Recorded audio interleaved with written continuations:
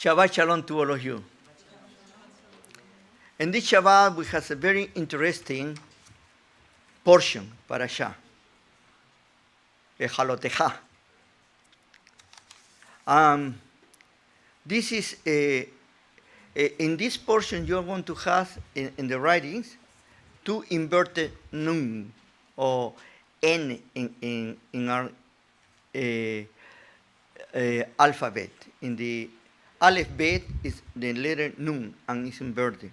And it's a portion that is in between two sides. And there's the one that we, every Shabbat, when we do the Torah procession, we sing, no?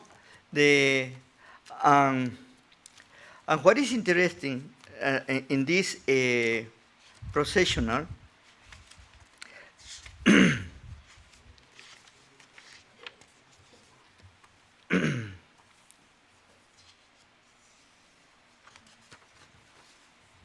let me, to be sure. Vayehi ben Soah Haaron, Vayomer Moshe, Kuma Adonai, Veyafuksu Obeja, Veyanuksu, mi paneja, ki mixion texe Torah. This is the first portion that we are going to be not only going around with the Torah when we go into our journey, but we are going to be under the protection of the Creator. And when our enemies come, we are going to be able to be a very strong nation because the support and the covering of the Creator. According to our sages, this was just ready to happen, but it didn't happen. And why? In this portion, we have an area that is very difficult sometimes to understand. It's about the situation with Moshe Rabbeinu. Looks like that Moshe Rabbeinu has a breakdown. And here, he is going to basically tell the Creator, you know, you have put me a very heavy burden over me. And he asked this question, a rhetorical question to the Creator. I have not given birth to these people. I am their mother. I don't conceive them. I don't need to feed them, you know. Please, if you are merciful with me, take my life and end my misery. The question is, what has happened that is so strong that he reacts in that way? No, and it's not the first time that the people of Israel have misbehaved, and it's not the first time that he has complained. You know, if you remember at the beginning when the Creator called him to go to see the Pharaoh, and he confronted the Pharaoh and nothing happened, and totally the contrary, the Pharaoh punished the people of Israel. He goes back to the Creator and says, why you have done that to me, to bring so much distress to the people of Israel? He complains. We say that, I know that Moshe Rabbeinu is the father of Israel because he also knows how to complain. You know, we know how to complain. Maybe we are good complainers sometimes. But here, there is something that is changing. You know, when the Egel Sahab, the golden calf, happened, he very vivid participate and plead to the Creator not to destroy Israel. And for something that was supposedly worse than what was happening here. And we need to understand what is happening. That's the reason that I need to tell you. He has been leading the people to this point. That has not been too long. You know, this is the second year. And they are in the moment of going to start the journey to go to the promised land. They were through, and what we say, to rope throw, when you are very close to some place and you say, huh? A stone's throw. A stone's throw. That is the word. A stone's throw. Was very close. The promised land was there. They even could see in the air. No? That wouldn't take more than a week to get there. Man, how close they were. The next week we are going to see in the next parasha about the spies. Those ones who went to check the land. And then the final problem that is going to be developed there. But here, looks like that there's something happening. And we need to see why Moshe Rabbeinu acted in that way. There are many times that we're trying to interpret the scriptures accordingly to what we think happened. And sometimes we have a great imagination. And the Torah is not chronological. I have already told you that many times. But it has a very important thing. It's very pedagogical, in the saying that there is continuity in the subjects that go one after the other. In this parasha, looks like that the continuity has been lost. From the menorah to the Levine, from the Levine to going up, to maintain the order of the people. Or the first, I'm sorry, comes the second Pesach, the celebration of the second Pesach, and then after that comes the trumpets and the order of the departure and how they're going to go in caravan, and which tribe begins and which tribe is in the back, all of that. And then suddenly comes this. And they say after a few days on the march, you see the people of Israel complaining. But are complaining in a very different way. This time is not rebellious. Totally the contrary. They were basically with anguish. They were lamenting. They were crying. And basically what they were saying is, in certain ways, if we stay in Egypt, we will be better than here. Because at least in Egypt, we could eat the wonderful meat. We had our garlic, our onion. We had beautiful things that we could enjoy. And the only thing that we don't have any meat here, only the man. And what it is, we are tired of that. And they start crying. And Moshe Rabbeinu couldn't take it anymore. As a leader, how he can lead a people that are totally disrupted and totally defeated within themselves.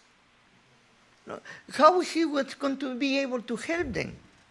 They didn't even want to follow him. They didn't even want to hear from him anymore. And he said to the Creator, I am not a leader.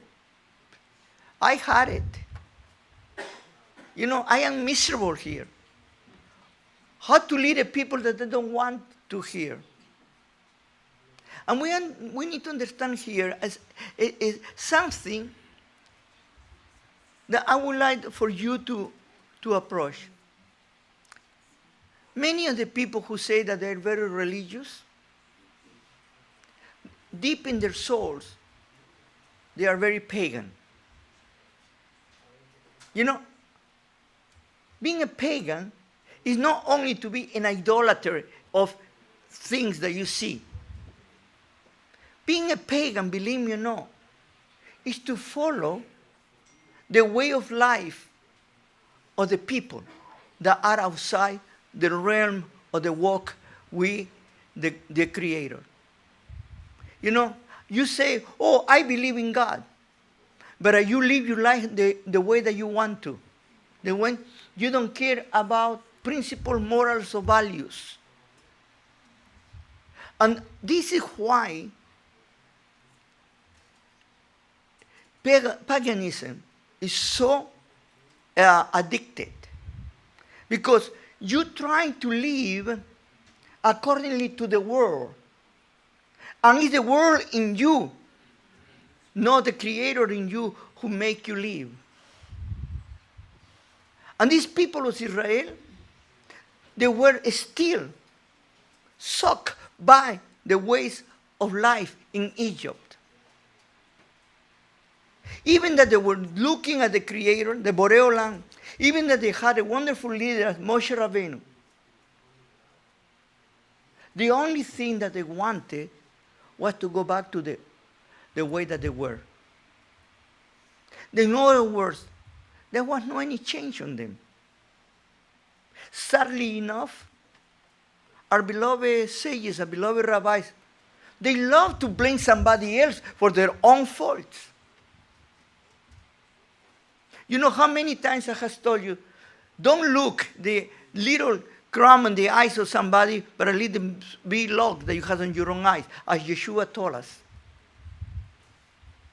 Don't point your finger to others, because one finger goes there and three fingers go back to you. Here is the problem. It's very easy to blame others for your own faults.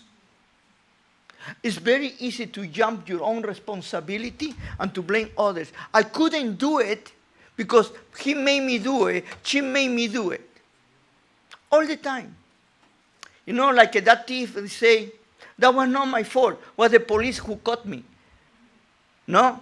Because if I steal and they don't catch me, I am still free. How many of us, we are more worried, listen carefully, more worried about what other people are going to say than who I really am? How many of us, we are more influenced by the outside than by what we have within us? How many of us, we are pagans in our mentality, in our way to see the world? In the last letter that I sent to different people from this community, one of the criticisms is about that I don't like certain type of people. And the people totally are confused. They misunderstand. Because it's not that I am against people. What I am is against behaviors, attitudes, values that are not right. It's not against the person, it's against those values that they are imposing. Now, if you want to live your own life in your own way, that's the reason that the Creator gave you free will. And you are going to be responsible for your own acts. But please, don't force others to live like you. Don't push others to be like you. Let everyone to make their own decisions. What is we are having today in this world, in this society? Values has been changed from better to worse, from good to bad, according to the Torah. And those who will follow Torah, we are now being forced to accept evil values who are not ours. And if we say we do not follow with those values, they call us what? That we are, bigots. Or they're going to say that we're going against the human rights. what we are saying is, you want to destroy yourself? You want to make your own thing? Please, do it. But don't impose on me. That's what we're talking about. But the people are not happy with their own way of life. They want to put everybody in the same system. That's what Moshe Rabbeinu was dealing with. The people of Israel in that moment, they were so shocked to the still old mentality that they couldn't see the goodness and the wonderful thing that the Creator was doing for them. They wanted to go back to the old ways, to what the world does. Later on here in this same passage, you're going to see very clear. If there are among you foreigners there, they can celebrate the holiday. But to do it, they need you to do it according to our ways. Not according to them, according to our ways, according to what the Creator has given to us. You know, it's very interesting that the people say, I want to be part of you, but on my way. And I do not want to follow any of your ways. Now, why do you want to be part of us? The only thing that you want is to create chaos and to create confusion. Many people come and they want to impose their ideas. They don't come because they want to be part of the community. They come because they want to say that they're right and we are wrong. And they produce dissension and they produce problem. Moshe was seeing that and was to his despair that the people were not listening, the people were not doing. The Creator later on is going to give it to them all that they wanted. And they gave him so much meat that came out of the nostrils. You know? By the way, one of the things that you're going to see in the modern times and in the civilizations, that they go in the going down, in decadence, you know, they are totally self-destroyed, are the civilizations that they produce in their system bacchanals, orgiastic, no any values at all. You know, everybody can do whatever they want to do. You are not any longer under any moral restriction. There is no respect for each other. You are the king or the queen, and nobody can tell you no. You have totally freedom and you can do whatever you want to have freedom, and you start losing the moral values. I'm going to give an example right now. Sounds terrible, but it's true.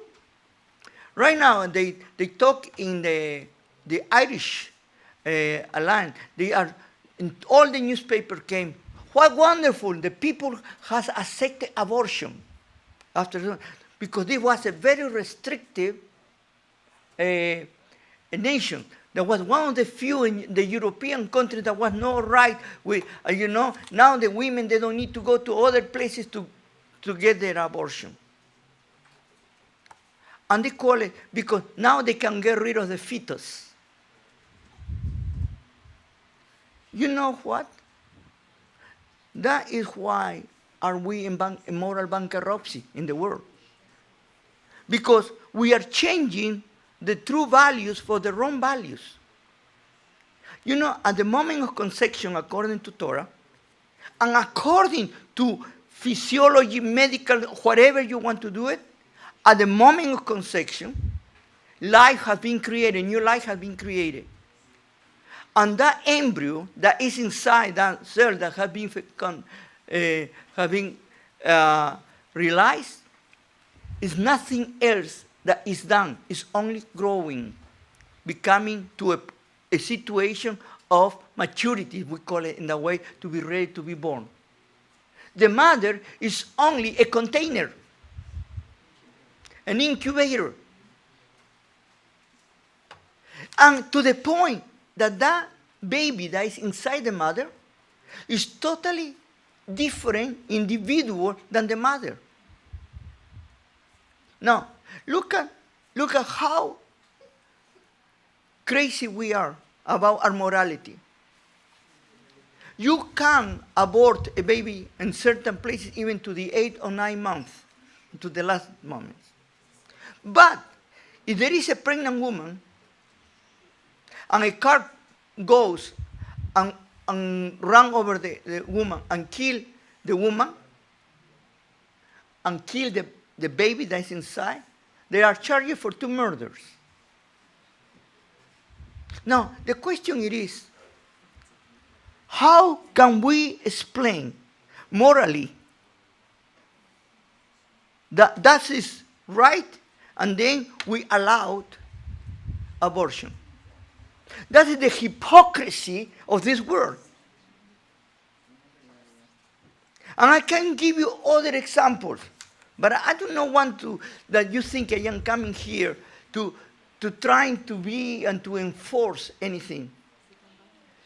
But I am coming here to understand why Moshe Rabbeinu had it. There is a portion that I always read that my father, blessed be his memory, taught me. And he loved that portion because for him, he was a person that looks Sadek Tirdof. Justice, pursue justice. And that was my father. And in the book of Proverbs, verse 31,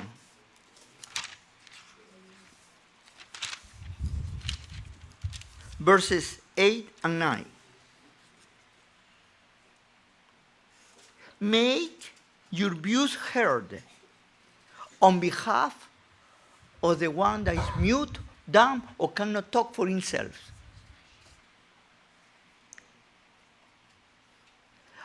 On behalf of the ones that are not wanted. Make your views heard and pronounce the righteous verdict. Defend the cause of the poor and the wretched.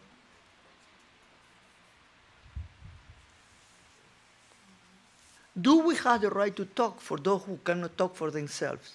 Yes. Let me ask you this question. A baby can talk for himself. Okay? We are here to tell you that Moshe Rabbeinu say, I cannot force these people to do what is right. They are still hooked to the world.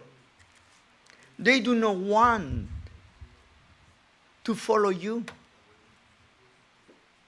Supposedly they have been under the Har Sinai, under the mountain of Sinai. They have received the 10 Commandments. They have received the word of the Creator. They have said, we will listen and we will obey. They were ready to go. And they were preparing themselves. There was so much excitement. And suddenly, they lost everything.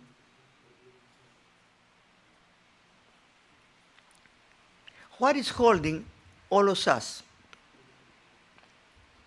What are really our real values? Do we follow the world or do we follow God? Moshe Rabbeinu was asking the Creator, they are not listening to me. They don't want to listen. And the complaint was a deep pain. They were sobbing, crying, because they didn't have the thing that supposedly they wanted to have. This is not too far away from today. How many of us, we cry for the things that we don't have? How many of us, we cry for the things that we want, but that we don't need? How many of us, we live for the appearance? How many of us, we are more worried about what my neighbor is going to say about me if I don't have this type of car, or I don't have this type of house, or I don't have this type of thing, or I don't have this type of clothing?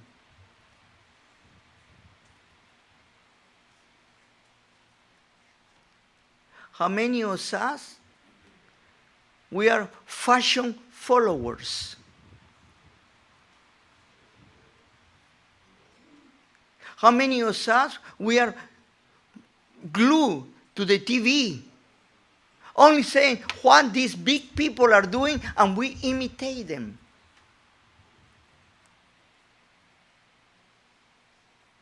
And what the Creator wants is to follow Him, not to follow men. Who are you following? Who are we following? Now you understand why Moshe Rabbeinu lost his heart. I cannot take them anymore. Then the Creator, what he does, brings to him help from 70 men that have been chosen to give it the same portion of spirit that Moshe Rabbeinu has. And 2 of them that were not called supposedly come into it. Eldad and Meldad. And Yehoshua, who is a very, very loyal man to Moshe Rabbeinu, he got it, panicking. And he's saying, remember, Yehoshua is going to be the next leader. And he goes to Moshe Rabbeinu saying, teacher, look at what is happening. 2 of them that you didn't, or they were not called for. They are prophesying. What do? We stop it, we cut them. And Moshe Rabbeinu say, Yehoshua, I wish that all Israel will be prophets. Because that's what Israel needs to be. Or legoyim. Light to the world. Don't be jealous of others that they can share the word of God. Don't be jealous of others that are doing well. Totally the contrary. Be glad. You are not the only one that has the whole truth. There's nothing more beautiful to share the truth with everybody and to share it with all of us. Then, this parasha is confusing, to say the least. Because at the end of this parasha, it's going to come Moshe Rabbeinu's beloved sister, Miriam, the one that literally saved his life when he was a newborn, when she put it on the river, when she followed to see, and she talked to the sister of Pharaoh, and she brought his own mother to feed Moshe when he was growing up, when he was a baby. And suddenly, she started talking against her own brother. It's a part that we do not understand, but we see there the Lashon Hara. And we see how destructive it is among us. And we see the consequences. In my class of Tuesdays, there was a question about the Lashon Hara and about why everybody now that gossip or talks bad about, they don't have leprosy now. No? And because sometimes we misunderstand the principles of the Torah. What the Torah is teaching us, that the worst leprosy that we can have is the spiritual leprosy. Do you remember I have been teaching about from moral to immoral to amoral? You know, the Hansen disease that is not really the leprosy that is talking there, is different. But the Hansen disease has something very interesting that attacks the ending of the nerves. And when your ending nerves are cut, you lack of pain. People don't realize how important is pain until you don't have it. Because pain is like a shofar. It's a blow. It's an alarm to tell you that there is something wrong.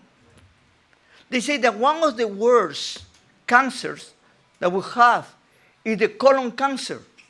And you know why? Because there is no pain. And it's very difficult to detect.